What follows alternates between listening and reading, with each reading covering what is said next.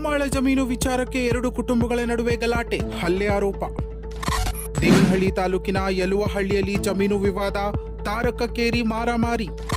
ಮಾತಿನ ಚಕಮಕಿಯಿಂದ ಶುರುವಾದ ಗಲಾಟೆ, ಹಲ್ಲೆಯಲ್ಲಿ ಅಂತ್ಯ. ವಿಡಿಯೋ ಮೊಬೈಲ್ನಲ್ಲಿ ಸೆರೆ. ಮುನಿಯಮ್ಮ ಕುಟುಂಬಸ್ಥರ ಮೇಲೆ ಹಲ್ಲೆ ಆರೋಪ, ಗಾಯಾಳುಗಳಿಗೆ ಚಿಕಿತ್ಸೆ.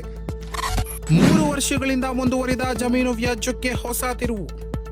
ಹೌದು, ಬೆಂಗಳೂರು ಗ್ರಾಮಾಂತರ ಜಿಲ್ಲೆಯ ದೇವನಹಳ್ಳಿ ತಾಲೂಕಿನ ಯಲುವಹಳ್ಳಿ ಗ್ರಾಮದಲ್ಲಿ ಗೋಮಾಳ ಜಮೀನು ವಿಚಾರವಾಗಿ ಎರಡು ಕುಟುಂಬಗಳ ನಡುವೆ ಉದ್ವಿಗ್ನ ಪರಿಸ್ಥಿತಿ ನಿರ್ಮಾಣವಾಗಿತ್ತು.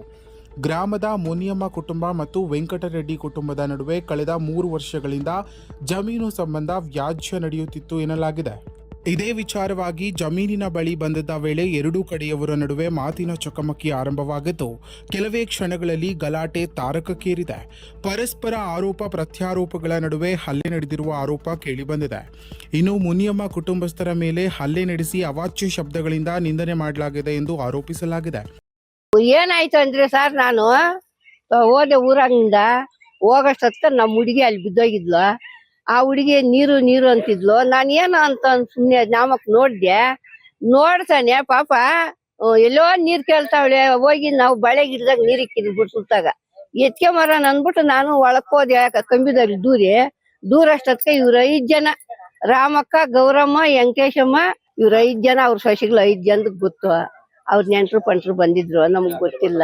ಆಮೇಲೆ ಬಂದಿದ್ದು ಈಗ ಹಿಂಗ್ ಹಿಡ್ಕೊಂಡು ಏನು 10 ಜನ ಕೈಗಳು ಕಾಲುಗಳು ಹಿಡ್ಕೊಂಡು ಅಲ್ಗೂ ನಾನು ಕಂಬಿ ಹಿಂಗ್ ಹಿಡ್ಕೊಂಡೆ ಇದ್ದಂತ ಕಂಬಿ ಬಿಡ್ದಿರಾನೆ ಕೈ ಕಾಲು ಎಲ್ಲ ಕಿತ್ತು ಎಷ್ಟು ಕಂಬಿನಿಂದ ಎತ್ತಿ ಅಷ್ಟು ಬಿಟ್ರು. ಈಶಕ್ ನೋಡ್ರಿ ಕೈಗಳು ಕಾಲುಗಳೆಲ್ಲ ತರಿಸ್ಕೊಂಡ್ರು.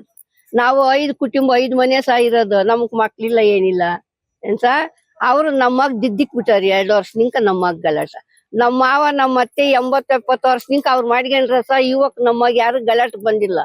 ಇವನ್ ರೆಡ್ಡಿ ಅನ್ನೋನು 2 ವರ್ಷ ನಿಂಕ ನಮ್ಗ ಶಾನೆ ತೊಂದ್ರೆ ಕೊಡ್ತಾನ. ಇವ್ರನ್ನೇನ ಮಾಡಿ ಓಡಿಸ್ಬಿಡ್ಬೇಕು, ಇವ್ರನ್ನ ಮಾಡಕ್ ಕುಡ್ದು ಊರ್ ನಿಂಕ ಆಶಿಕೆ ಹಾಕ್ಬೇಕು ಅಂತ ಅವ್ರ ಸಂಬಂಧಗಳನ್ನೆಲ್ಲ ಕರ್ಸಿ ನಮ್ಗೆ ಗಲಾಟ ಮಾಡಿಸಿ ಇವತ್ ನಮ್ಮನ್ನ ಹೊಡೆದು ತೋಟ ನಿಂಕ ಆಶೆಕ್ಕ ಹಾಕಿದ್ರಿ. ಗಲಾಟೆಯ ವೇಳೆ ಸ್ಥಳದಲ್ಲಿ ಆತಂಕದ ವಾತಾವರಣ ನಿರ್ಮಾಣವಾಗಿದ್ದು, ಕೆಲವರು ಪರಿಸ್ಥಿತಿ ನಿಯಂತ್ರಿಸಲು ಮುಂದಾದ ದೃಶ್ಯಗಳು ಕೂಡ ಕಂಡು ಬಂದಿವೆ.